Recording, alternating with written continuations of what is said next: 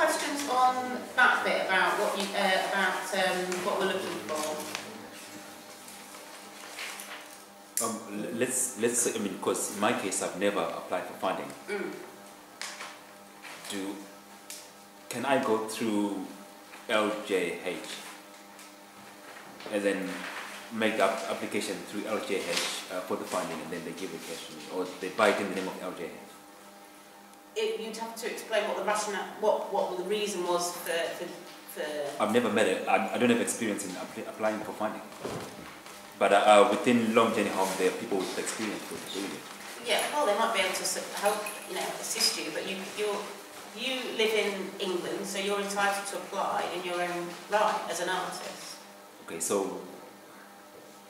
Well, except it's a little bit more complicated than that, because obviously the issue around obviously there's a number of people who live in England who haven't got status. It's about status, right, okay. There's also the issue of one assumes that asylum seekers who are still claiming asylum cannot apply to the Arts Council. That was one of my questions I was going to ask. Because they're not entitled to public funds, they can't.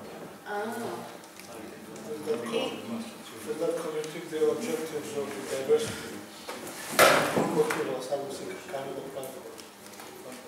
I'll have to ask Hannah, because I mean the platform project was set up for as an arts and refugee project. So is that one of the reasons why it was set up, Hannah? Because of this not being able to apply for public funds. I think partly. I mean the idea behind it was to be able to have the funding in order to support artists to develop their work. But I'm not clear on the ins and outs of people who don't have status being able to apply. I don't know is the answer, but if the rule is you can't have public money until you've got the right to remain here, then I guess it falls within the same. Could it be possible for you just to kind of clarify that? Yeah, sure. That was my assumption that that's the case. Well, yeah, but it is public money, so if that's. So you have to do it as part of the project. Right, exactly, yeah. That's it. So hence the idea of going through an established organisation which would then support particular individual artists. Yeah, it's not a case that you wouldn't be able to do the work, but it would have to, somebody who actually is able to access public funds would have to be the one that did it. Yeah.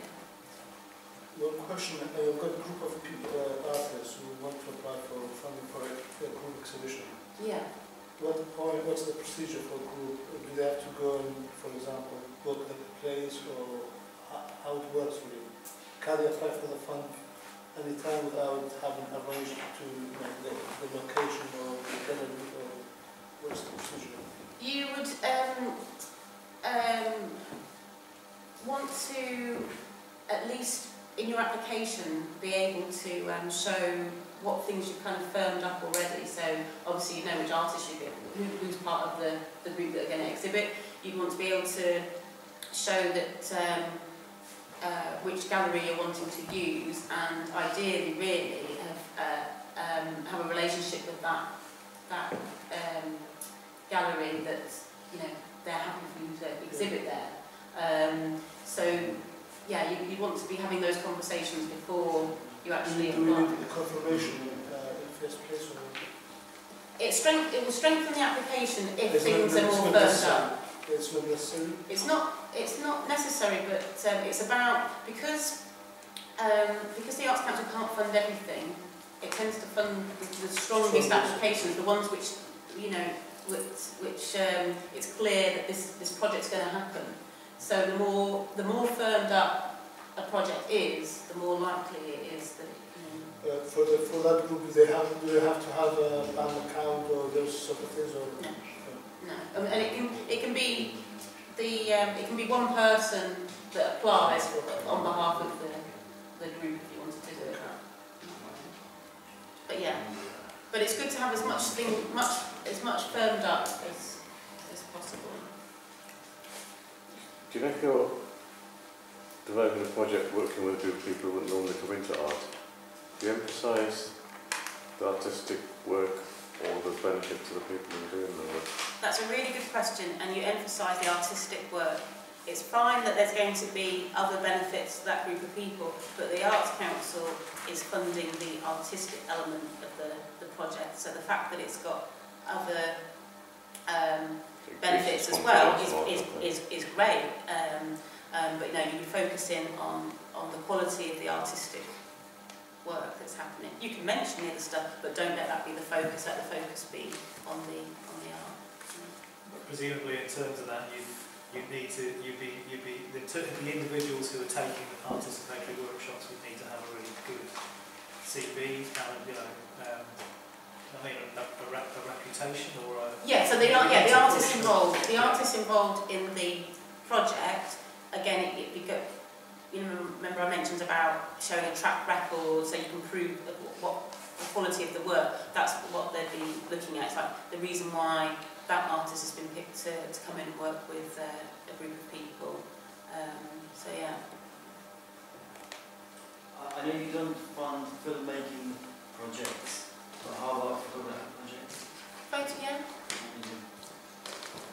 And with film, it's sort of a bit of a grey area because we do fund, visual artists do make films as well. It's films like, we don't fund documentaries and we don't fund... Movie images. Yeah, exactly. Yeah. New medium. Yeah. But when you say the reputation, I know someone who applied for Arts Council funding. They have very high profile, let's say in Middle East and those places. And their application was turned down. Of course, in England they don't have that reputation because they haven't exhibited here, or maybe there's no demand here. But in terms of the art quality, the quality of art, it's there. Now it's very, very high quality, but it was refused. So lots of good applications don't get through. The thing to do if you're not successful is to make sure that you ask for a copy of the assessment so you can see how your application was scored, where the things were, where you could improve in the future. But in regards to if you've done work in another country, it'd be about did that person exhibit somewhere? Have they got evidence that they exhibit, their work's been seen by people? Is there any, do they happen to be in the press in that country? Do you know what I mean? There's still things that you could... Well, obviously that person is a very high profile person and he's got a lot of publication and stuff. Yeah, so I'm sure they gave those. Provided all those things. Yeah. And also maybe, I don't know, in terms of the quality of work, obviously there are different perceptions of what's seen as good or not by different people, by different countries. So he's seen as one of the great artists in that region. I don't know if, for example, people in England will see it in that way. So I think that's the sticky point as well. Well, that's an interesting provocation, though, isn't it? So that I would, if I was that person, I'd probably factor that into my application to talk about that, and that's one of the things that's part of the project, is bringing something that maybe the public haven't seen, and you're opening up that conversation about. But are you accepting on the basis of a good application of good art? Because some people cannot provide a good application. It's obvious. People come from other countries, they cannot do that. And maybe they don't have that support to do the language, whatever. Then would they fail the application because they are not writing the application? It is difficult for applications which don't clearly articulate what the project is, what they're wanting to do, how it's going to benefit engage with the public, how they're going to manage the project. If all of that is the person assessing the application, if they're not able to understand how the person is going to, what the project is and how they're going to deliver it, then unfortunately, that is a problem. So it's about working with someone like myself, or with the Platformer group, or finding other organisations that support artists where English isn't their first language, to make sure that the application is clear you know, it's not about being the best writer in the world, as long as what you're wanting to do is clear. Yeah, but we're not wanting to fund applications based on just because the person's good at writing an application. It's not about that. But I can see that happens. There are a lot of urban projects happening. The quality of work is not really. I am sure they can do twists around the application. They can get the funding. But for other people, it's not really about the qualities. There are tricks around that to apply for funding, unfortunately. And that's the bureaucratic part of all of this work. Yeah, there's certain rules that come along with lottery funding, and one of them is that there has to be this application process, and with that, comes people kind of sort of fall through the net, as it were, and it's about how we can ensure that great art does still get seen. People are able to access this funding. So that's why my role exists, and that's why we fund things like Platformer and things like that. To try and ensure that people are able to access this funding. But that's a fair point. That if you're struggling to write the application,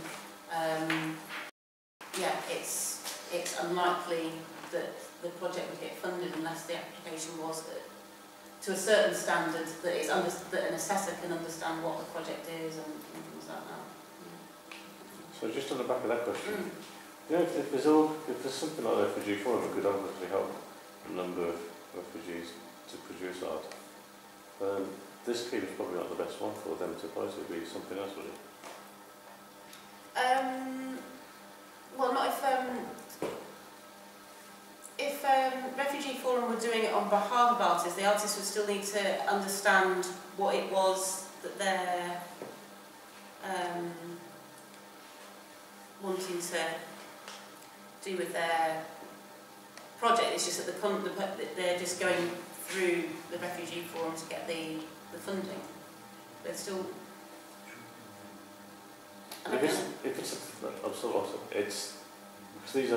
This scheme is geared towards individual artists, so they'd have to do 10 artists, I assume. Whereas if it's working with a group of artists, would it be better to do a different type? Is there a different scheme for that type of project? No, it's the same. Same Grants for the Arts we have other funding, but this is our main one for arts organisations and individual artists to apply to. Does this Platformer come through that scheme or something? Yeah, that Platformer is funded by Grants for the Arts. Yeah, can I just add a little bit to that, because it's kind of one of the questions which you're not going to be able to answer and maybe don't know. 2 or 3 years ago, when you could apply for more participatory art within the community, there was obviously the Awards for All, which had a much lower threshold generally right across the board.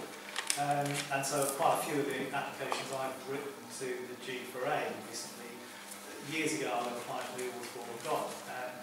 And the changes, and I'm just wondering really, this is a bigger question that I've been intending to ask the Arts Council the last few years on this, is why is the threshold so high for G4A when it's not the same for Awards for All, and you're dealing with art, it's arts related? Does that make sense? It's, so for example, if you were running some workshops around photography, Awards for All would have been, back in the day, would have been the application. You wouldn't have gone to the Arts Council at all necessarily.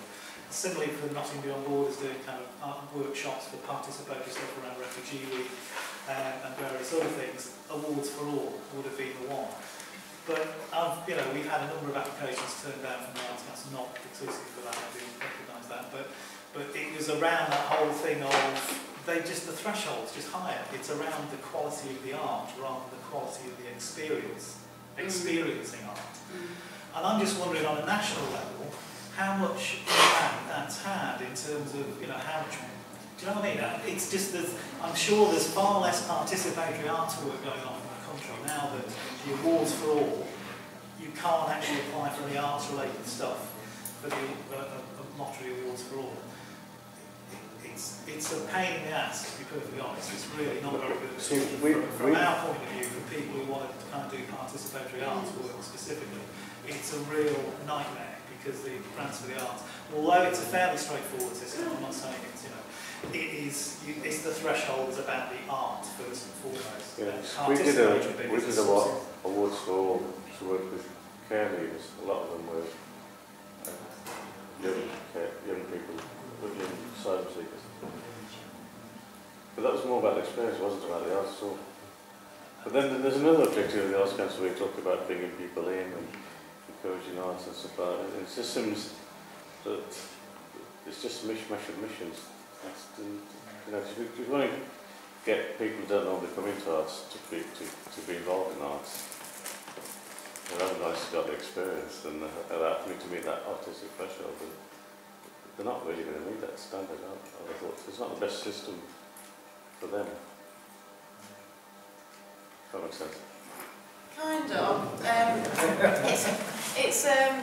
Yeah, we're wanting more people to experience and participate in the arts, but we want what they're experiencing and participating in to be